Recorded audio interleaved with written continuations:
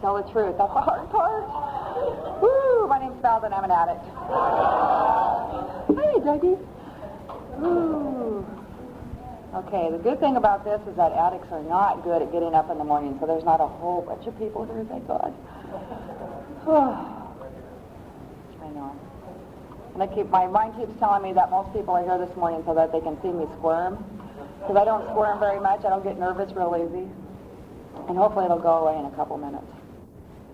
I'm really grateful to be here today. And I'm really grateful for everybody that's come here to support me. Because there's, probably everyone that came here just to be supportive. And I really appreciate that. It means a lot to me, and I love you. It's thanks for asking me to talk. I'm sure I'll be grateful later. It was funny. Just the other day, I knew everything. Most of the time, I know everything. People that know me know that, It's like I walk around knowing everything all the time. And right now, I feel like I don't know a damn thing. Whew. So thanks for asking me to talk, and I'd like to thank my higher power, whom I choose to call Davy. Okay, you got honorable mention. It's pretty amazing, that I would be, asked to come across the state to, carry a message of recovery in NA from where I was, like 12 years ago. And I've been clean since May 25th, 1985. And as I was thinking about that, when I was doing my prayer and meditation, it's like that is not something to impress you. That's something to amaze you, because I'm amazed. I'm amazed most of the time. I think there was a time in an earlier recovery where it was like I kind of took, being clean for granted and thought it was, my right, and I had it going on, and, I'm going to be clean forever. And I don't feel that way anymore. I mean, it's like if you stick around long enough, and it's different for everyone, I think, but there'll come a time in your recovery where it's like, something will happen where you get really, really afraid. And when you get through that clean, it's like I've never taken it for granted again in that same way, and I'll talk a little bit more about that in a while, hopefully. Where do we start? Let's see. One of the things that's been really interesting in my recovery is that my view on what it was like has changed a lot over the years. It's like when I first got here, it was like a lot of my problems and my addiction was not my fault.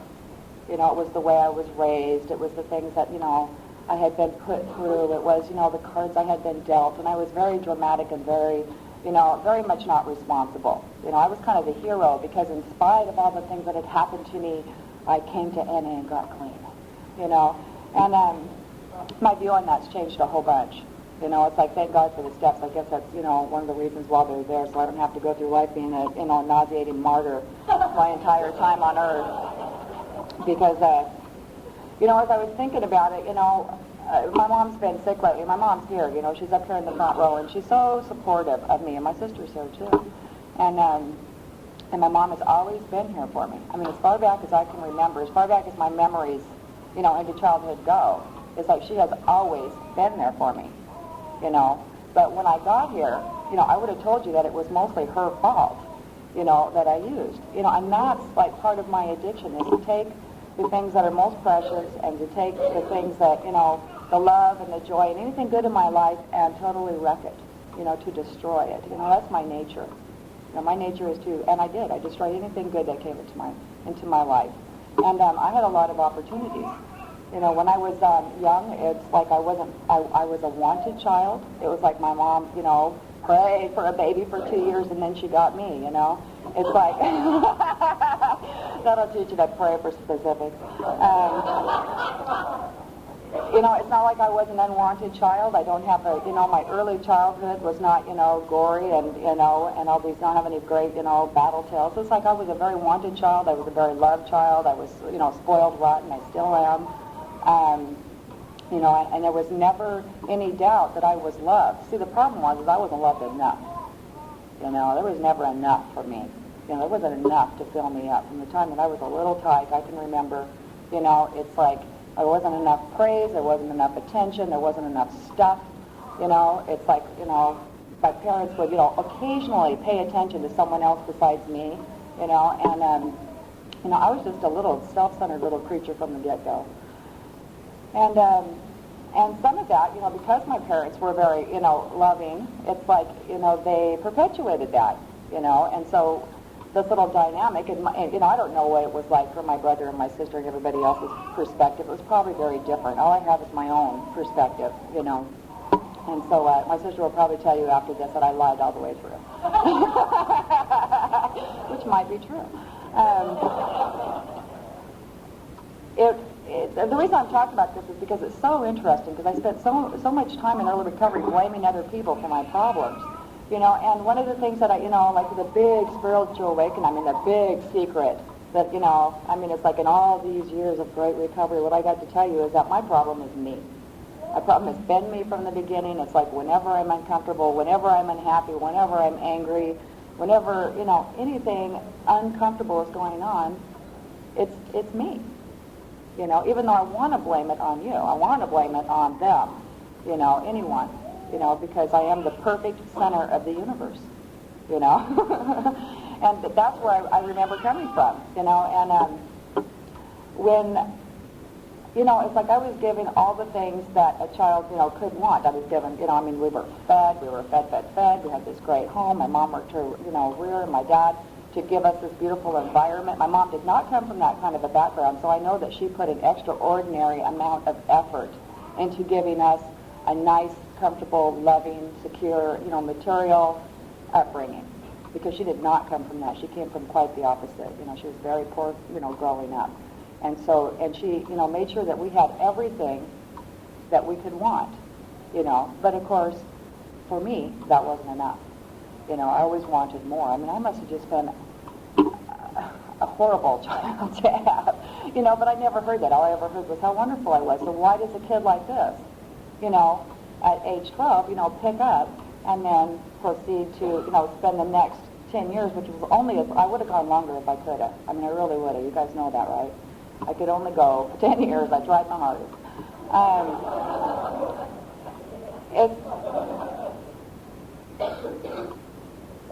And the first time that I got loaded, it wasn't, well, you know, I think that there was probably some times when I, you know, tasted this or did that or whatever, but the first time I really remember using, you know, it wasn't anything about, you know, trying a little social thing or, you know, having, you know, being Italian, having a little wine with dinner. You know, it was, I'm not Italian, and it was like this girlfriend of mine, you know, we're at home alone at 12. You know, her mom was very fond of this really disgusting wine called Rhine wine. Doesn't it make you want to throw up just hearing it? And we poured these big glasses, these big Tupperware glasses, plugged our nose and chugged them down.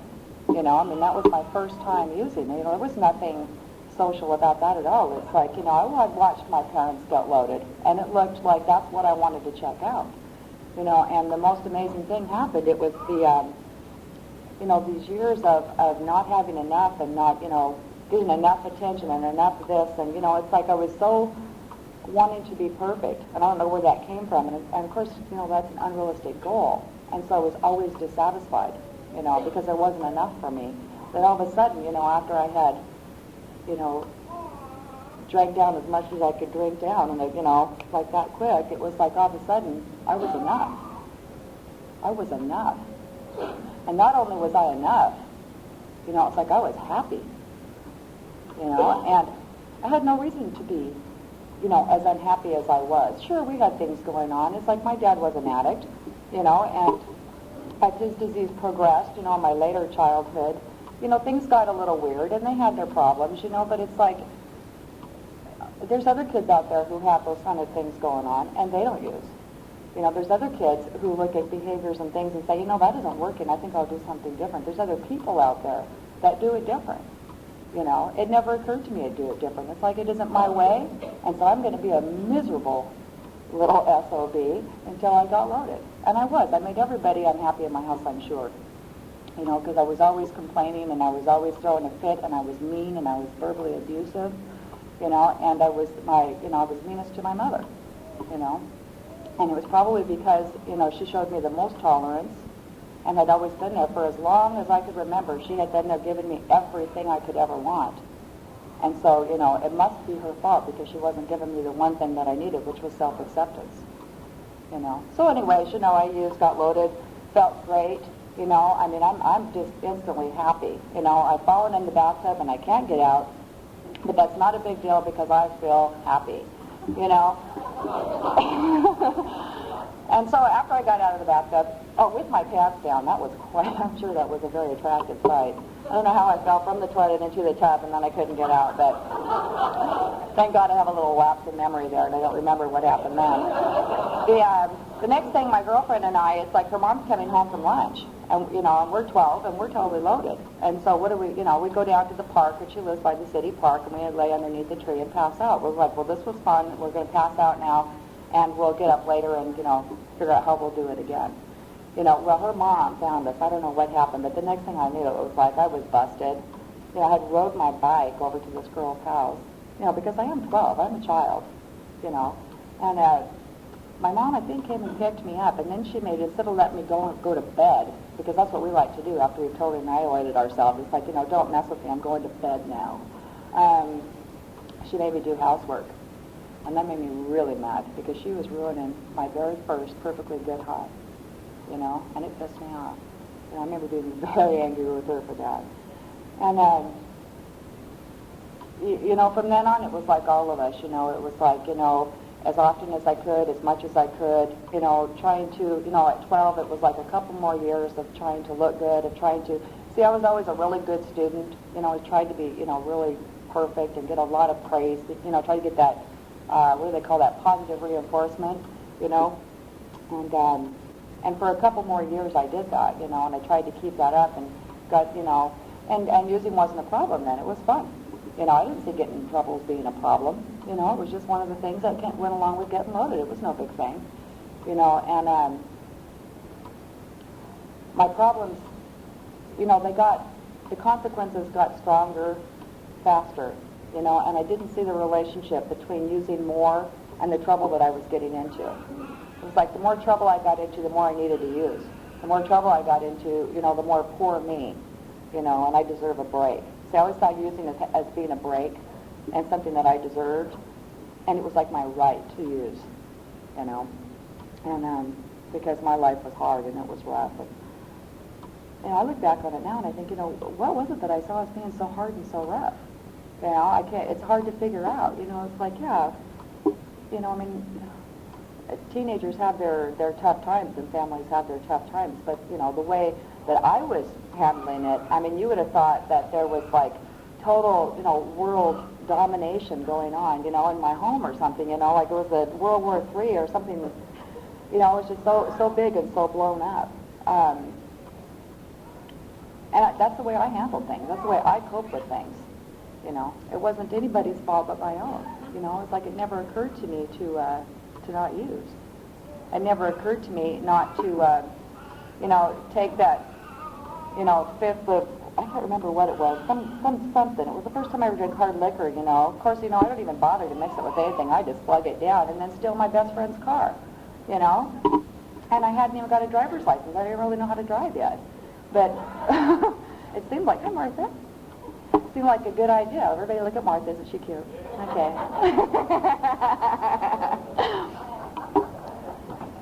And so, it's like I'm 15 and, I've totally wrecked my relationship with my mother and my father. My sister and my brother I don't even remember because by this time I'm so self-centered that they don't even exist.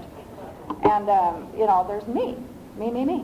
And I have this best friend. She's good to me. Her parents are very good to me. They took me on a nice trip to Hawaii when I was 14 and did all these nice things for me. And I repaid them by stealing her car, drunk off my little 15-year-old butt and, rammed it into this one of those big racks of canopies that you put on the back of pickup trucks and, wiped out, I don't know how many was on there. Mom probably knows because she had to pay for them. And then she had the audacity. Oh, this is a funny story. I should tell you this. Okay, so I get, totally loaded. It's my first experience with hard liquor, so of course I do that, above and beyond. and run into this rack of canopies, and the car's sitting underneath this rack of canopies, and there's some guy with me, you know, and I was like, were you driving? And well, I'm sure at that moment that he must have been driving. So we get out, we decide we're going to run, but I'm too loaded to run. You know, I'm too loaded to run, so I'm kind of like stumbling away from the car, and I think I like gave up on running because I was way too loaded to run. And the next thing that I know, you know, it's pretty blotchy, but the cops show up and they're there, and they take me down to the police station. And I find out later that my mom was coming home from work, which is at that end of town. She drives by, sees these kids ramming into this rack of canopies, sees them get out and run away, and she does her, you know, civic duty and goes and calls the police.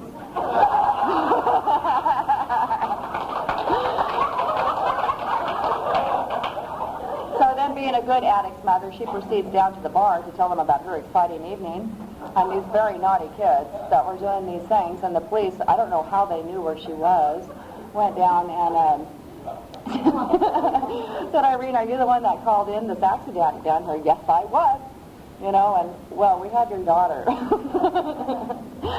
So then she came down to the police station, and of course, you know, I didn't even know that she had been the one that reported the accident. It was really no, you know, here nor there. But it was like it was her fault. You know, she showed up to take me home. Because, see, they weren't that hard on people drinking and driving back in those days. And they were going to send me home with my mom.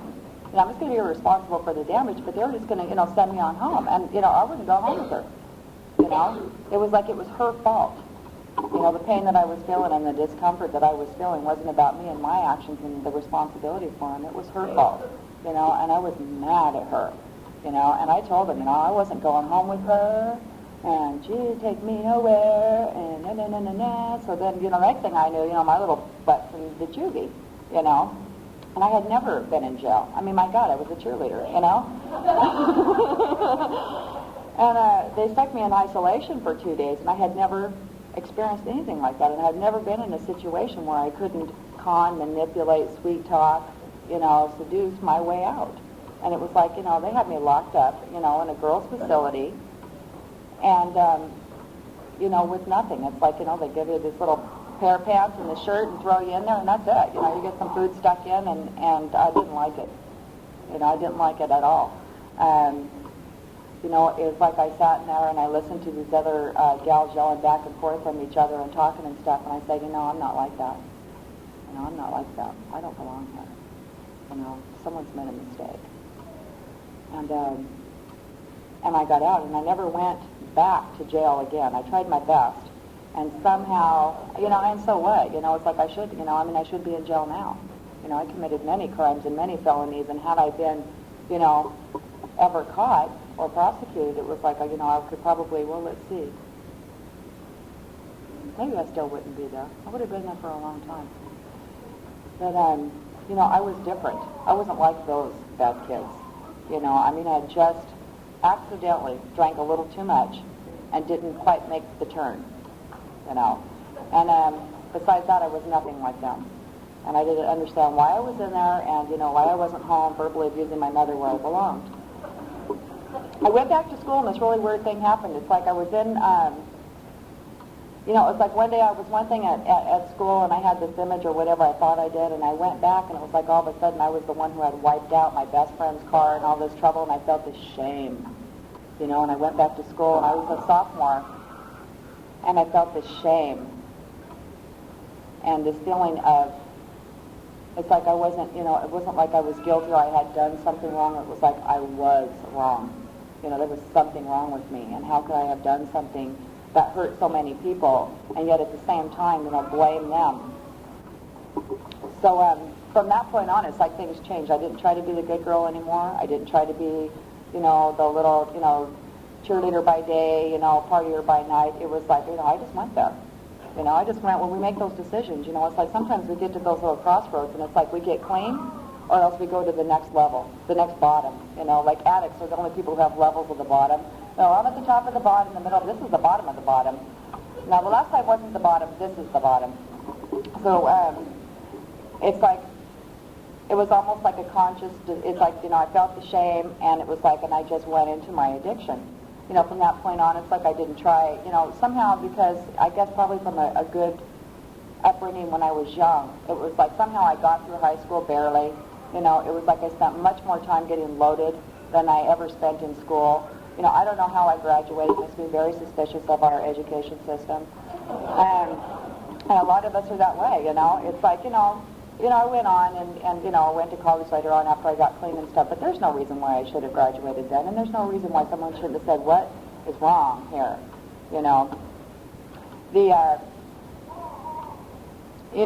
so that goes on, it's like, so you're, partying in high school, doing all that kind of stuff, and things are, going downhill at a steady rate, and I think I'm having a good time until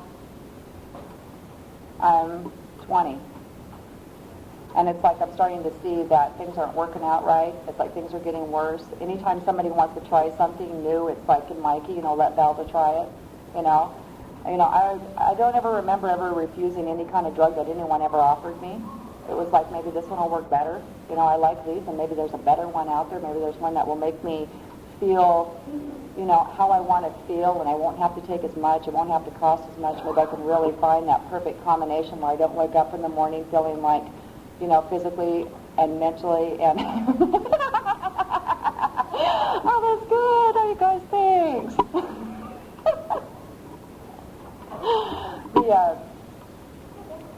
I don't know what I was going to say. I was going to say, cool signs, you're awesome. Thank you. Thanks. Yeah, you better have signs. That's very nice, Dave. I don't remember what I was saying. What was I saying? Was anyone listening?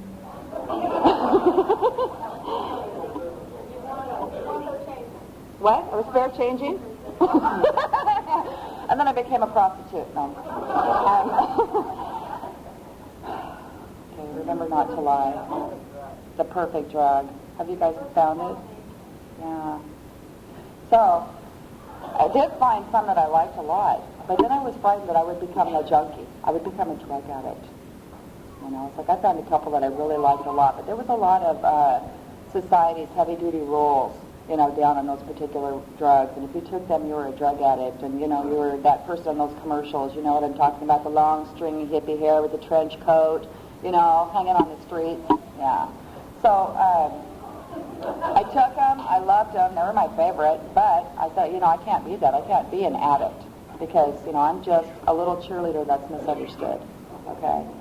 And I didn't want any of you to get the wrong idea about who I really was.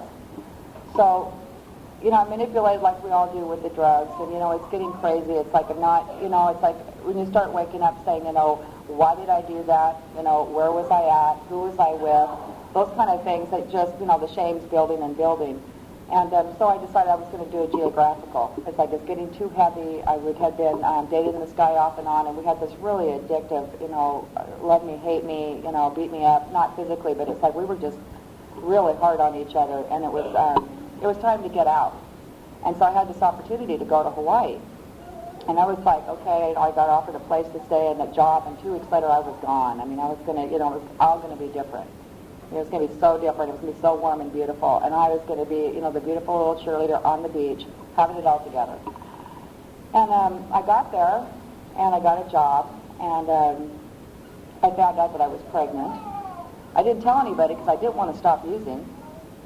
And so I continued to use. After a while, I finally decided to, let my boyfriend, back on the mainland, know that I was pregnant, and that, and he said, well, why don't we get married? I said, okay, why not, and do I have to move back if we get married? And yeah, all right, and because I would have been happier just to stay there, and then he could have just, been the dad over there, send me some money, and I could hang out and be the cheerleader on the beach with a little baby.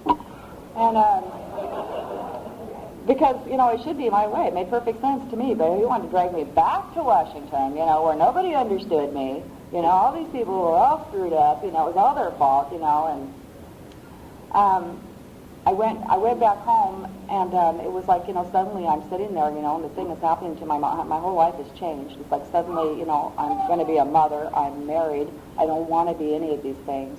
I wanted to be a successful, bright, wonderful woman, go to college and make an impact in the world. When I was a little girl, and I had every opportunity and every reason that should have happened, except for I picked up and went down this road of addiction instead, all the time thinking that somehow I was going to just end up, I was going to end up at Harvard or something, I mean, it's like, when you're addiction, it's like, WSU isn't good enough, it's like I'm going to be at Harvard, it can happen any minute. And the whole time I'm doing nothing to take me in that direction. I mean, I'm down, using, and so I'm pregnant and I'm using, and I can't stop. I can't quite get a grip on it. I'm not, it's like the whole rationalization, justification thing going on. It's like, man, this isn't right, but I'm not doing it as bad as I could be doing it. And, all this is going on in my head, and I'm getting, like really, really, really pregnant. And, and see, I haven't talked about my dad. That's kind of interesting that I haven't brought that up yet. See, when you're the princess of the world, it's like you have to have a prince or a king. And my dad was that.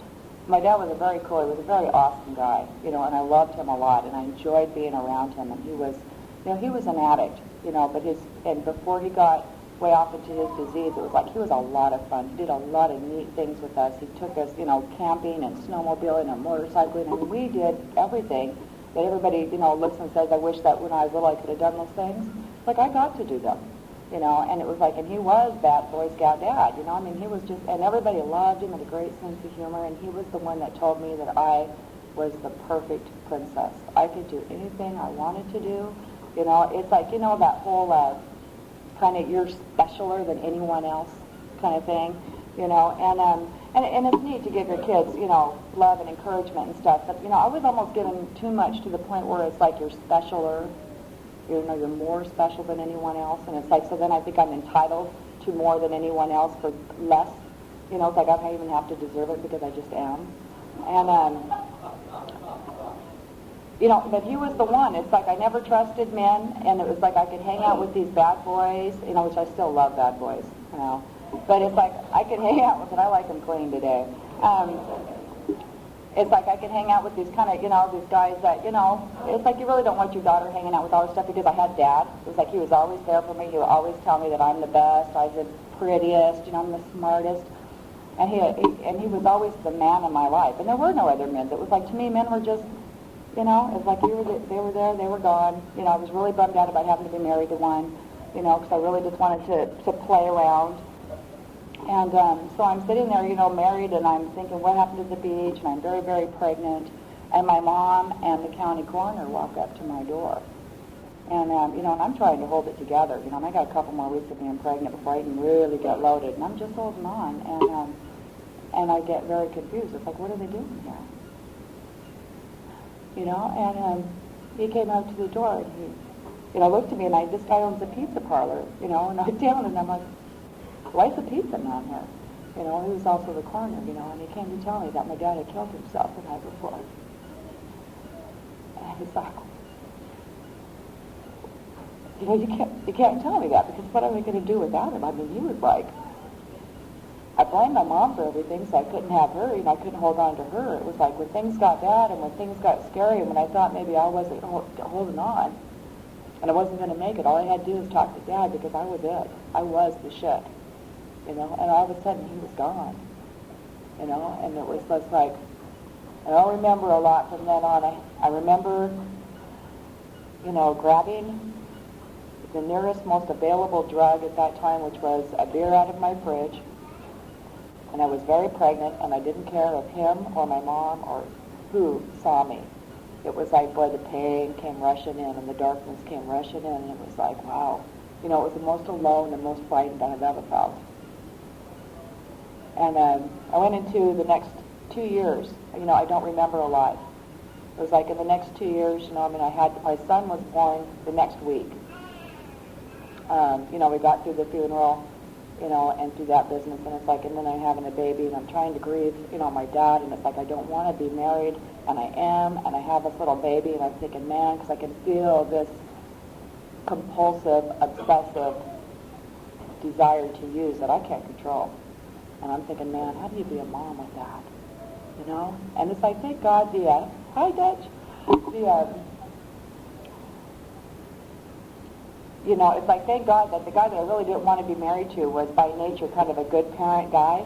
It's like he wasn't the greatest husband, and I was not the greatest wife. But he wasn't at a point in his, I don't want to take away from that, I want to diagnose him here, okay? I'm not going to do that. My using had progressed to the point where I was much more unmanageable. And so, it's like I wasn't around as a mom. I was trying to get over this pain. I mean, I would do weird things, like I would go get so loaded. It's like I had a brand new baby, and like I would get so loaded, and then I would go sit out at the cemetery, and I would, I cried. It's like, how am I going to get on? And I went into this horrible spiral of darkness and self-pity, because I could not picture going on without my dad, and when people lose parents here, it's like, man, I feel for you. My dad's been gone for 13 years, and I miss him all the time. It doesn't feel like it used to feel, but it's like, he was an addict. He died loaded. He killed himself. And it's like he never had the opportunity that we have here. I don't ever remember. I remember him trying so many different things to get clean. It'd be like he would show up with a Bible and a beer, He would, and he was so cute, It's like he was a stud guy, and he'd show up in his four-wheel drive, It'd be all bad, and he had this Bible and this beer, and he was going to get it right, because, it's like our family would, in those later years, it had gotten, where my mom and dad were really having a lot of problems because of his disease. And of course, she got into her, disease, not the using part, but the relationship, the addiction to the relationship, and trying to control that person's addiction. So she got really weird too. And he tried all these different things, and I saw him trying.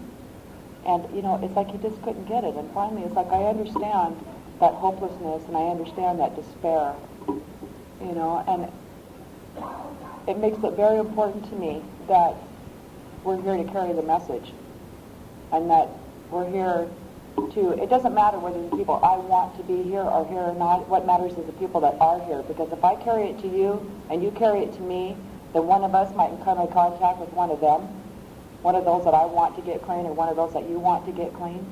It's like that's how I got over, stopped going out there and saving people.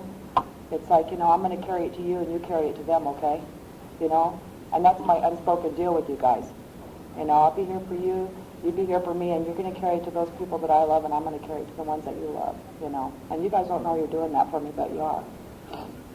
And so my dad, he killed himself, he was loaded, he was alone, and I know that he was hopeless, and that makes me very sad, to think about somebody dying that way, because it doesn't have to be that way. It says in our literature and on our coins that we give out, that no addict seeking recovery need ever die. And it's very important that we're here. It's very important that we stick around, and it's important that we be an example of living, The next 2 years were very frightening. I don't remember a lot. It was very dark. I became pregnant again. It was like there was no even trying the next time. It's like I was brought up with a super mom, and I started off my parenting being the worst you could possibly be. The people in the advertisements or whatever, this whole society thing about the mom that uses when she's pregnant, and the shame got very, very large. And it was like, had I not been so busy feeling sorry for myself that my dad had died, I might have, considered doing that myself, but it was way too self-consumed to even be really very seriously suicidal. I was too loaded. I don't know if that makes any sense, but that's how it felt to me. And my daughter, who was my second child, it's like I got pregnant, I was pissed. I didn't want to be pregnant again. I was still trying to figure out how to get out of that marriage and all these responsibilities, so I could just get loaded and be with my pain and my self-pity. And I stayed loaded during that second pregnancy a lot, and it's like, boy, I never knew that my husband and I carried this very, very rare genetic disorder, in our little genes. I got a whole genetic education about the whole thing. I never had any idea that we had anything weird, So I'm thinking in my mind, an addict can only do this. If I only use this much, and if I, only use these combination of drugs, and nobody can prove that this is addictive. It's only psychologically addictive. You remember those days. This is the 80s. And this baby's going to be fine, because, I'm so super healthy underneath the using that the baby's going to be fine, And, it's just so much total crap. And what happened was that, it's like I never really did get, like I didn't show till I was like 7 months along, and then I'd be sitting in the bars or at the dope man's house, and they would be going, I could hear them, Valda's putting on some weight, And it was like, I had the second baby, and not only was she born, addicted, and not only was she treated, like she didn't matter, and like I never wanted her the entire time that I was pregnant. She was also born with this genetic blood disorder that I didn't even know that I carried, because it was recessive in my body. So that means that I don't show any, signs of it, nor do I have any symptoms. It's just a recessive gene. But she was born with this disorder where her red blood cells her body doesn't make them right, and they die in the baby stages, and so she has these problems, and she was very sick, and it's very rare. And, this is in 84, and the whole thing with addicted babies, wasn't really out yet. And so she was sitting having withdrawals and having seizures, this little tiny baby who was so sick. And, we're all standing there, we're all going, man, the nightmare. It's like everything that we'd all been fearing the whole time that I was pregnant was happening. We wanted it to be like the first one. We wanted it to be like, okay, It's like, kind of pretend like it never happened. And all of a sudden, it's like we're in this major hospital with the best team of doctors in the state, and it's like they're going, we don't know what's wrong with the baby. And I know one of the things that's wrong with the baby. But see, I'm thinking the whole time, man, I did it all. I don't know anything about this genetic thing. It's like I did it all. This baby's going to die, and it's my fault, And me and my husband and my family were so full of shame that nobody could tell the doctor what was going on with her. He says, she's got this blood problem, but then she keeps having these seizures. Well, it was withdrawal. They didn't know. They hadn't seen enough of it yet. That was the beginning of the cocaine and crack babies, And a little baby, that's my daughter, and anyone that knows my daughter today knows that boy, this kid has got a survival mechanism in her. It's like her sense of survival is so strong that it's like nothing and nobody intimidates her. She's a powerhouse, And I believe that was her gift to survive what I had done, and also what, the cards had dealt in genetics. It took me a long time to separate the two things, what the addiction had done to her and what genetics had done to her. And for a long time, it was just my fault, And this baby spent a lot of time in the hospital. The first couple months, she was in there getting blood transfusions. This was in late 84, early 85, right when the whole AIDS thing started. And to keep her alive, they had to give her total red blood transfusions every month. And so I spent all the time in the hospital. I'm still getting loaded. I'm feeling guilty. This baby's sick. They still don't know about me. And we'd sit in the hospital all day long, and then me and my husband would go out and get loaded all night long, and then we would come back in, trying to be okay, like being sick, being loaded, being guilty. It was very dark days. And 6 months, when the baby was 6 months, and I was trying to go back and forth, and I was still using, still disappearing, it was like I finally called up someone and asked for help. And I called up this counselor lady, and I said, I don't know what you need to do with me, but get me some help now. It's like I don't think this baby's going to make it, and it's, I would have gladly traded my life for that baby's life at that time. I didn't think she was going to make it. My life wasn't worth a shit, And something happened. It was like I kept using, and I couldn't stand the guilt and the shame anymore. And here's a sick baby that I couldn't even stay home with because I had a habit so bad that it dragged me out the door for days at a time. And who was supposed to take this baby to the hospital? Who's supposed to make sure that she... she got taken in an ambulance on a regular basis, and I would be out getting loaded. Nobody would know where I was. And so finally called and asked for some help. And this guy had talked to me a year before, and she had told me that I needed to get some help, that I had a drug and alcohol problem, the way that she put it. And I said, no, I have a husband who's an asshole. Okay? And if you could do something with him or get me an easy divorce where I could get all the stuff and just make him leave and still give me the money, then my problems would be fine and I wouldn't have to use anymore. And I was thoroughly convinced that it was his fault, A year later, I went back to the same gal and I said, I don't know what you need to do or what it's going to take, but you need to get me some help, right away. She says, I can't get you into this. And I didn't know anything. I didn't know anything about treatment. I didn't know anything about 12 steps. I had never heard. I had one friend who had gone to treatment, and they didn't have any NA around where I lived. And so she had gone to another fellowship for a while. They had told her that she didn't belong there because she was an addict. And, even though she did, alcohol had been one of the drugs that she used, but they told her she didn't belong there, and so she never went.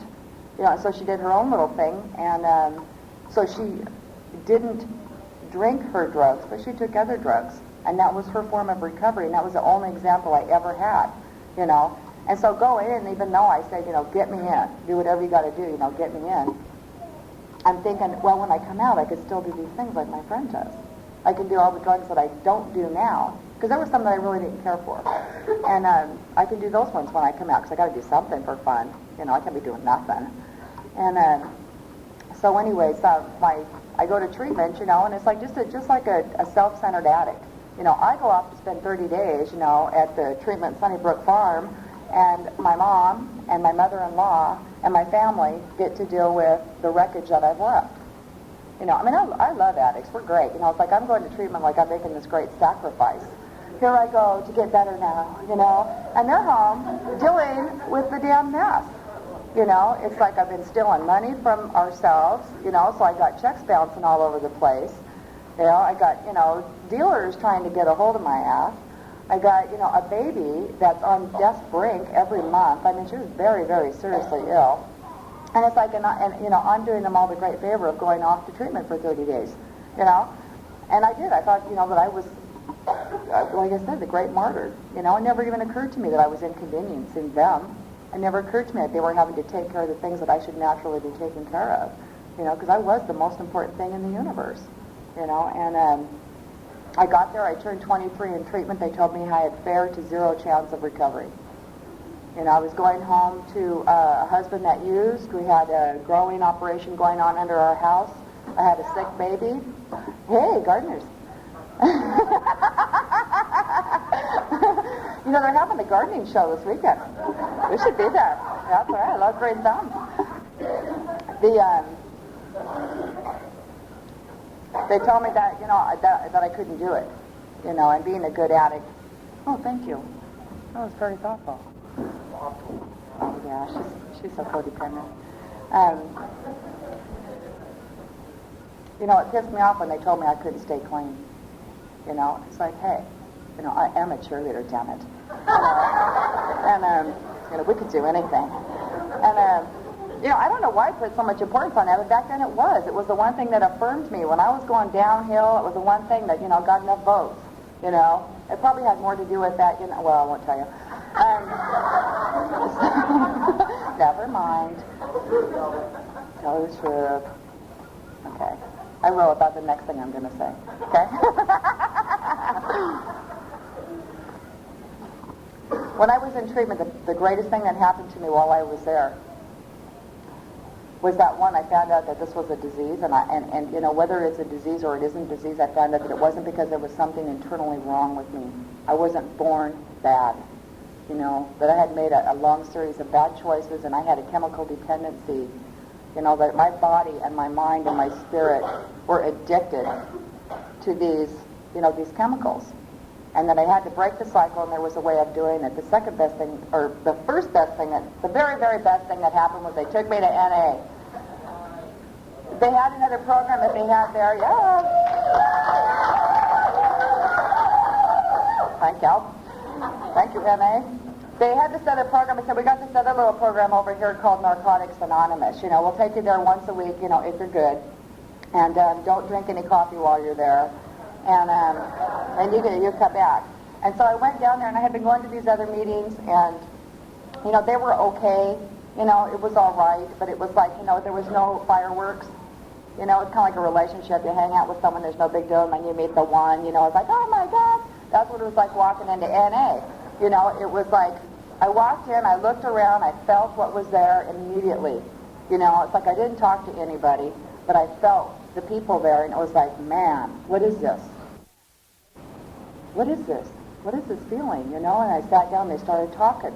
And there was probably, this was in Tacoma in '85, and there was probably to me it seemed like 100 people there, but there was maybe like 40 to 60 people there, and they were talking, this blonde biker guy in full leathers was talking about being clean for 5 months, and I was amazed.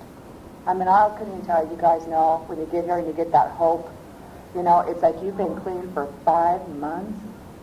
Man, you know, I mean, that sounded like forever. I thought if I could be clean for 2 weeks on my own, I would be so proud. You know, I'd be feeling like I was doing those double backflips on the football field, you know? And I never did those, but that's how I would have felt. And it gave me so much hope to hear people. I don't know what it was. I don't know what it is that we have. It's the language. It's the feeling. It's the like, you've been where I've been. I mean, I don't have to get into every gory detail about my story for you guys to know what I'm talking about, you know? It's like, all I wanted to do was I didn't know that you were going to make me get a sponsor. I didn't know that you were going to make me work steps. I didn't know that you were going to, you know, make me dig up all this shit, you know, and come stand up here later, you know, and feel totally insecure and unworthy. And I didn't know any of that. All I knew is there was some guy standing there saying he had 5 months clean, and I was just, man, wow, I like this place, you know. And so I went back there. You know, every Friday they would let me go while I was at this institution. And then I went back to Moses Lake, and I wanted to go to NA. And they didn't have any. You know, I was like, where's the NA? Well, we don't have any, but you can go over here. You know, and so then I went over there, and they said, this one guy was so cute. He was an old-timer in another program. And he said, well, did you drink? Oh, I said, like a fish. Well, good, you belong then. You know? And that was, you know, and then when I hung out there, and it was obvious that I didn't fit in there. It was, you know, it was so obvious. It would be like, you know, they were so polite.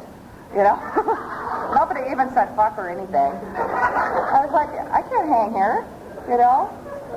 So it's like I hung out for a little while, and it was like, this isn't going to work. There was a couple other addicts, and we know each other. I mean, it's like we might as well have a big red light on top of our heads, because it's like we know. And there was like 5 of us, and I think one guy had, I think at that point they like had 30, 60 days, and he had like 6 months. No, he didn't have that much time. He had like 4 months. And then, you know, we were the old-timers. And then there was a couple other people that had, you know, days. And we were going to start NA. And so there was some good recovery there. First of all, I don't like this guy who's got, you know, 2 more months than me. And that might as well have been a decade at that point, you know. It's like, it was a long time. And he got to be, you know, the big kahuna, and I thought he sucked. And he didn't know. He didn't, because I came in, you know, it's like I understood. You know, how you come in, it's like I understand this just a little bit better than the other newcomers, you know? And, yeah, we read those steps, and I got those. Yeah, I read them twice, and I read them out loud. And I understand them deeply in my soul. And I know how to spend your money the very best. And, you know, and I'm telling you, I knew everything till right before I got up here. And it was rough. It was really rough, you know. The first couple months of NA, we held it. I'm going to tell you guys the truth, okay? I mean, you know, spank me later. It was, you know, we had these meetings in the Alano Club, and I can't remember what the name of it was. We did. I'm telling you. And, you know, it was a really weird thing. It didn't work. We would, you know, we'd all get together, and since there was only 5 of us, we would always hear each other week after week. And so then it's like, as soon as you know, and of course I, you know, hated that one guy right off the bat. So you could get up. It was very convenient. You could get up right in the middle of the meeting and go into another meeting and talk about him. You know? And we would do this. I'd go, oh, it's great. It's serious. So it's like you sit there, you catch an attitude, you get up, you walk into the other room, you know, you totally disrupt their meeting, you sit down, you know, wait for that person to get done talking and then speak right up. You know, and suddenly, you know, you got another disease because you want to belong there, and you know, talk about how sick they are in the other room. I just don't know why it doesn't work having meetings like that. So we did this for a while. You know, this is like a short amount of time, a couple months. And the girlfriend that I went to treatment with called me up. How long have I been talking for? Like hours already. Called me up and said that she had tickets to this retreat, this NA retreat called the Spiritual Connection. And I said, it's NA? She said, yeah. I said, I'm there, man. You know, I want some of that what I had where I was before, because this ain't it. It wasn't the same. It wasn't the same when we tried to do it our way, you know. And we did get a book, because that helped, because we put it on the table and we'd look at it. But it wasn't very very big, so sometimes we'd have to refer to other books that were bigger. And it was insane. But you know what? We were doing the best that we knew how. Man, I tell you what, 1985 in Moses Lake, Washington, we were doing the best that we knew how at that time. You know, and thank God that I only had to suffer like that for a couple months, because then I went to the spiritual retreat, you know, over here. It was one of the earlier ones, and there were some awesome people, and many of them are still involved in service in this region, who were there. And when they seen, you know, this little gal from Moses Lake, Washington, I mean, they crowded in on me. They were like, wow, you're from the east side of the state, you know, you got meetings, you know, you got an area? What area are you in? Oh, well, I'm in the Alano Club. They were impressed. But they were very kind, and they were very excited, and they were like, man, you got to get connected up, because there was an area in Tri-Cities, and they were new and they were young, but they had it going on, you know. And they said, you got to call this lady, and you got to, you know, get a hold of them, and you got to get an area, because you can't stay clean if you don't have an area. You know, and of course I'm still trying to prove the people at the treatment center wrong, so I'm getting me one of those areas right away. Yeah, and I didn't think the guy that had 2 months more than me, I don't think he had an area, so I was going to get one up on him. Because, you know, looking good was all I had. You know, they talked about getting a sponsor. I tried that. I tried getting a sponsor because, see, I was the old-timer. You know, with 60 days, you know, I was it, and I knew pretty much everything. And I was ready to sponsor other women, okay? I just didn't have a sponsor myself for lack of more time in NA. So I went, you know, into the other room right across the hall. It was very convenient. And I asked this lady, you know, because she was very not me. She was very quiet. She, you know, was not rude. She wasn't loud. She didn't laugh loud. And she was religious, you know, and she did never take any of those drugs that I took. So I asked her to be my sponsor. And I never told her anything, never told her the truth once. I would call her up crying, and she would say, what's wrong? Nothing. You know, the part that, about being a gardener, I was still gardening my first year clean. That never came up in any of the conversations with my sponsor. I don't know why it didn't work. It was, she was a very kind lady, you know, where she was at. She was very well respected. She was a wonderful woman, you know, but it's like, it didn't happen. So I sponsored myself. And I told myself, you should not be gardening after a year clean. You should not be gardening after the harvest, okay? Absolutely. As soon as you get the money, then you need to stop gardening. And I, you know, I make light of it, but at the time it was very hard. What I really did was that my husband was still using, he was still gardening, and I just couldn't deal with it. I had too many other things. I still had a sick daughter. I was trying to stay clean. I was trying to go to meetings. I was trying to find out what this NA was all about. And, you know, it was like, okay, you know, we're going to get some money that's good enough for me. I'm just going to ignore it, you know, because I'm not going to leave them. I don't need another, you know, big trauma in my life. And someone, you know, needs to keep this thing going together. And, you know, if you're going to make, you know, and I was greedy. You know, I wanted money. You know, I wanted the money. I didn't want to pay the consequences. I didn't want to get busted. I'd be up at night complaining about it. But, you know, it was insane. Oh, dang, Sonia. When I got involved with the area in Tri-Cities, things started changing. It was really awesome. They took us in. We lived an hour and a half away, but I started learning about NA. You know, about NA as I know it now. The people down there, you know, it's like, they weren't, you know, I hear so many times in meetings, it's like, you know, well, there isn't enough meetings, so I can't go to 90 NA meetings in 90 days. Well, the people that I met up with, and of course I know nothing, so I believe what they tell me, is it's like, if you don't got meetings, you start some. You know, how are you ever going to have 90 meetings in 90 days in your city or in your area if you don't start some? If you don't go and hang out there and give other people a place to do it. Somebody has to do it. Why the hell not you? You know, and so that made sense to me. You know, and, you know, I get an attitude. Imagine, today, you know, when people say, you know, I can't get a 90 minutes, 90 days in NA. It's like, you know, let's find a place and let's start some meetings, you know. Who's gonna take care of you? You know, we got to take care of ourselves.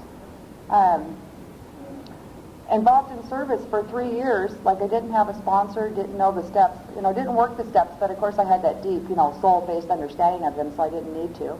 And tried to do it the best that I could. You know, try to do it Valda's way. You know, and Valda's way, this is a great recovery plan. Okay, you go to a lot of meetings and you talk a lot at every single meeting, okay? You do all the service positions that you possibly can because you know how to do things the very best. And you know what's best for your area. People from my area go, God, you haven't changed much.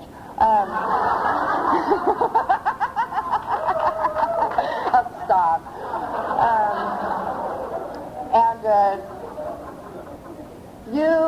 When you're at home, you kind of do it the way that you know will really work best at home, you know. Because, like, if you have a using addict at home, it's okay because you're different and you can handle it, you know. And, if they're dealing and, you get some financial, stuff back from that, well, you deserve that because you put up with the guy that's using or the gal. So it pretty much works out, and then you lose a bunch of weight and get in shape, It's like you don't eat at all. Or you can eat once every 2 days if you must. And exercise at least an hour every day, because if you're looking good on the outside, then everyone will believe that, you got it going on and you've got some real recovery happening. So this is, my first 3 years, and I stayed clean, in Valda's program of recovery. I know. Most people don't survive that. See, when I watch Days, like, most people don't survive that, but I didn't have, really anyone close to tell me any differently, so I thought that that was the way that you were supposed to do it. This is what happens when we apply our life to the program. Backwards. When we apply the program to our life, it's like I'm going to put the program in this part of my life, and I'm going to put the program over in this part of my life, but I don't want to put it over here, because that would cause me a lot of inconvenience, and I might have to get humble, and I might have to make some changes. So at a little over 3 years clean, about 3 years clean, I stopped going to meetings. Because my marriage, my ex-husband was still using, I didn't want to lose him. It's like, I believe, for me anyways, my experience has been we're addicted to drugs, we're then we're addicted to people, if not the other way around. And it's like, boy, I could not let him go. It was like losing my dad all over again. I did not, this is a guy I didn't want to be married to in the first place, but I couldn't live without him, and most of the time I didn't like him, He had been fun to use with, but I hadn't used with him for 3 years, so he was basically a big pain in the ass to me. And I would have done anything not to lose that relationship. It makes no sense. But I would have done anything, and I did. It's like I sacrificed you guys. I kicked you to the curb, It's like I tried your anything. It's not working out. I really want to keep this guy, and it, I'm just going to have to go now, And so I stayed home for several months. Got very crazy. Got very close to using. Tried everything I could to get him clean, and I was really surprised that it didn't work because I was all-powerful and knowing. And he didn't get clean, and he didn't get clean, and finally it was like keys in the one hand to go down and get loaded, or it was like a new way, asking for help, and it was like, by the grace of God, that I didn't get loaded. I wanted to get loaded. I was out the door to get loaded. I don't know why I didn't get loaded, but the next day I asked for help. And since that time, it's like my recovery has totally changed. Very painful, it's like I had to pack out my little kids. My daughter's still sick. They're young. They're 3 and 4 at that time. And up and out of that house and never went back. I had no intentions of leaving and never going back. But once I got out, I ended up down in Tri-Cities with the same people who taught me about service. And tried NA again. And this time I tried it with a sponsor. And I tried it with someone telling me, okay, you need to work your first step. First step? I got 3 years, And finally started learning something about some humility, about the powerlessness and the unmanageability of this disease, about how insane I was, about my thinking, making the same mistakes over and over and over and over again, getting the same results and going for it one more time, And the worst one, man, turning my life over. Whoa. And this woman, man, it was like, it felt like the biggest thing ever to ask her to be my sponsor. Like being my sponsor was so important, She's like, yeah, you need one, And started the process of writing steps and talking and getting to know another person. And I see my sponsor every day in meetings. My sponsor, like we say, I'll go to 90 and 90. My sponsor said 365 and 365, and that was that, and so that's what I did, and I went to most of the time more than that, because it's like I had been staying clean for a while, but I was so sick. Without the program, without the steps, without a God of my understanding, it's like I am nothing but an addict with or without drugs. I'm nothing but a destruction machine going full bore down the road of life and knocking over anything in my way. I will leave nothing but pain and destruction in my path, and that's my nature. I can't help it. You know, when I get out of touch with my higher power today, it's the same thing that happens. You know, this gal taught me so many wonderful things about recovery. You know, and one of the most important was is that I had never had a girlfriend in my entire life that I was honest with, ever. I had one good girlfriend growing up, and she was like the person that took care of me, you know. But I was never honest with anybody, never had a true close friend.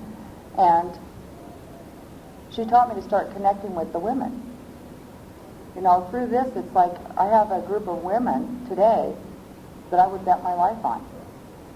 You know, it's like I have a few close guy friends, you know, but it's like overall, it's like I can't do that anymore. It's like the women are what keep me clean. You know, and I don't know. You know, I'm not saying anything negative about men. You know, it's just like that's what I had to do. I had to find peace with myself. I had to find out, you know, what being a woman, what being a friend, about being a wife was all about. They taught me how to be a parent. You know, she taught me how to be honest. You know, she taught me how to not be so shame-filled. And you know, doing that 4-step was hard because I didn't want anyone to know. It's like I had told people here and people there and people this, little pieces, enough to stay clean, but nobody knew everything. You know, that was way too much of a risk. And you know, telling her, and it's like, you know, I mean, I'm giving this whole big thing to her, and afterwards she goes, yeah, pretty much same old stuff. You know, she was unimpressed, and it felt great, you know, because I thought I was going to have to get loaded over that one. Going to meetings, you know, it's like, when I don't go to meetings, I'm a wreck. I got to be there carrying the message. You know, it's my job. It's like I always knew I had this special purpose when I was little. It's like I have a special job. I'm going to be a movie star, you know? World champion cheerleader movie star. What I discovered recently was that this is my special purpose. It's like I have a job here. I have an affinity for addicts. I love addicts. It's like other people bore me, you know? It's like you guys just do it for me. I love you. You crack me up. You keep me going. It's like I can love you and hate you all in the same breath, you know? And I love being with you. And people tell me that they like being around me and that I help them with their recovery. And it finally hit me. It's like, this is what you're supposed to be doing. This is your job, you know?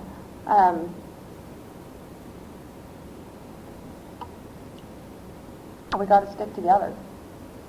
You know, we got to stick together. You know, we need to not be, my opinion, we need to not be so hard on each other. You know, it's like when I get mad at you and I've just went through a really tough time, I knew as soon as they asked me to do this thing, the speaking thing, that I was going to go through some shit because it happens every time. Someone asks you to speak, you know for sure that you got shit coming up. You know? It's a bad sign when they ask you to talk. Don't even think anything else. And so it's like all of a sudden I'm in this big funk. And I'm hating everybody. I mean, I'm telling Cherokee about my homies, you know. It's like I hate those people in my home group. I hate all of them. They suck. Huh.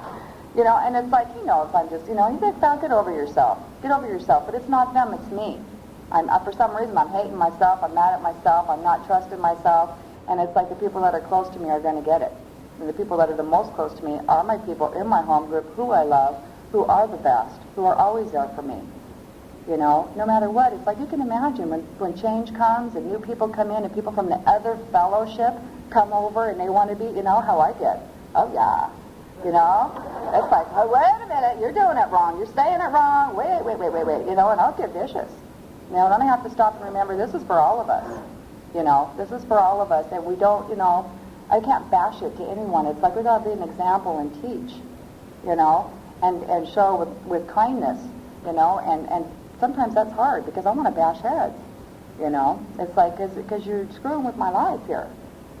I don't know. I don't know where the time goes because I didn't have a thing to say when I got up here. Did I lie very much? Often? No. Oh, that's Polly says, you always got something to say, Val.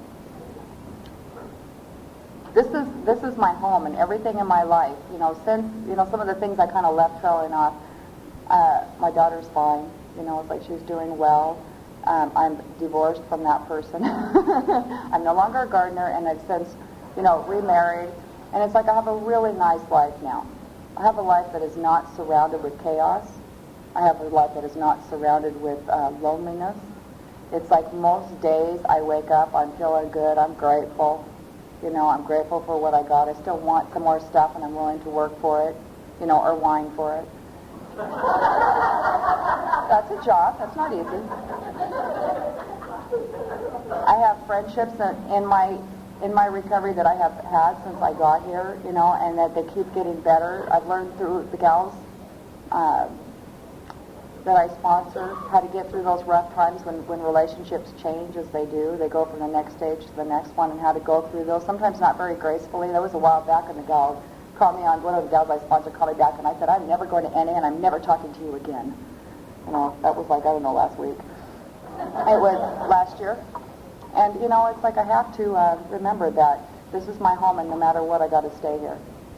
You know, staying is the hardest thing that there is to do, but you got to keep coming back. You know, keep reaching out to the newcomer, keep doing H&I, you know, keep being involved, and, you know, carrying this message. We have an important job to do here, you know, and I don't want to lose anyone else. You know, it's going to happen, but I'm going to do my best to stay here and be here for myself and for you. Thank you very much for listening and for being here to support me, and thank you for keeping me clean.